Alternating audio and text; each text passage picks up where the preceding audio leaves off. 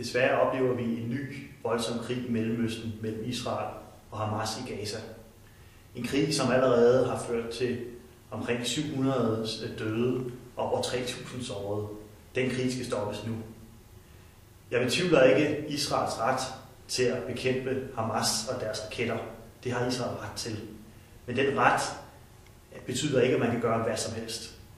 Og det vi ser i øjeblikket er en bombekampagne, en landinvasion, som er helt ude af proportioner med den trussel, man står overfor, og med alt for store civile tab. Det er også med til at ødelægge hele fredsprocessen i Mellemøsten mellem Israel og palæstinenserne og Israel og dets naboer.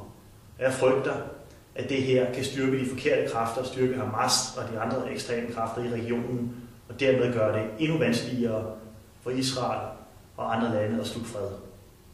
Jeg er meget optaget af, at vi får en fredelig udvikling i Mellemøsten, og ikke en ny voldsspiral, som vi er vidne til i dag. Og jeg er meget optaget af, at den humanitære katastrofe, vi ser i Gaza, ikke får lov til at blive ved. Og jeg er meget optaget af, at Israel kan leve i fred og sikkerhed med deres naboer.